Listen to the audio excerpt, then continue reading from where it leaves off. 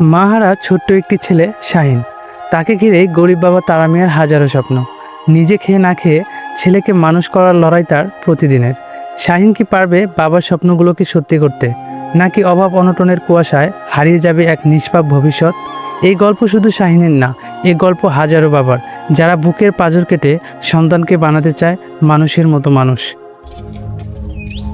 আপা সারে পরীক্ষার ফিস দিবার কাছে কয়দিন পরে আঙ্গু পরীক্ষা। কোয়াস কি বাবা, তা পরীক্ষার ফিস কয়টি হা? আপা পরীক্ষার ফিস তো 300 টাকা। কালকের মধ্যে পরীক্ষার ফিস না দিলি আমার পরীক্ষা দিবার দিব না। বাবা রে, আমি তো অসুস্থ, আমারই ওষুধ খাওয়ার টেহা নাই, তোর 300 টাকা পরীক্ষার ফিস আমি কোন থেকে দিমু?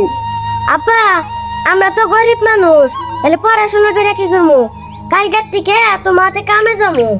না বাবা না, তোর মায় মরার আগে আমি তোর মায়ের কথা দিছিলাম তোর লেখাপড়া শিখে অনেক বড় অফিসার বানাবো। বাবা রে, আমার যত কষ্টই হইক, আমার জানের উপরে দিয়ে গেলেও আমি তোরে ঠিকই লেখাপড়া করামু। আমি এখনই যাইতেছি, যে কোনো ভাবে আমি তোর পরীক্ষার ফিস যোগাই নিয়ে আসুন।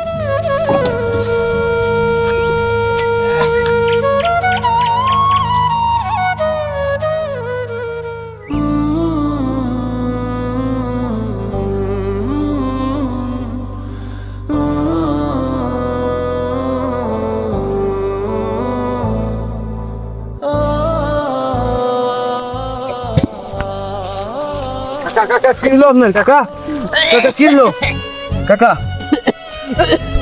বাবা রে, বেশ কিছুদিন থেকে আমি অসুস্থ, তারপরেও আমার ওষুধ খাওয়ার টেহা নাই।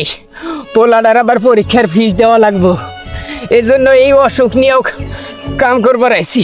কাকা আপনি দেখি অনেক অসুস্থ, আর দেখি জ্বরও আসছে, চলেন একটু রেস্ট নেন। না রে বাবা, কাম না করলে মালিকে টেহা দিব না। বসেন বসেন। কিরে তখন কাজ করার জন্য পাঠাইলাম, কাজ করার বাদ দিয়া এ যা বসে আসুস কে? আলি কাকা তো অসুস্থ শরীর না, কাজে আসছিল, হুট করে মাথা ঘুরে পড়ে গেছে, এই জন্য একটু রেস্ট নিতেছি। এই তোকে রেস্ট করার জন্য কাজে আনছি, আর বছর মাসে কাজে নিয়ে আসুস কে? তোর কাজ করলে যা। না মালিক না, আমার পোলাডার পরীক্ষার ফিস দেওয়া লাগবো, আমার কামের থেকে বাইর করেন না। আমি আপনার পায়ের ধরে কই, আমার কামের থেকে বাইর করে দিয়েন না। যা তোকে কামে করাম না।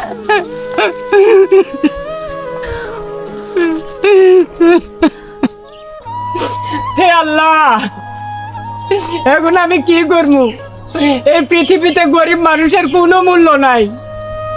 আমার অসুখের কথা না আমি বাতি দিলাম, আমার এই নিষ্পাপ সন্তানটার পরীক্ষার ফিস এখন আমি কই থেকে দিমু? আল্লাহ, হে আল্লাহ তুমি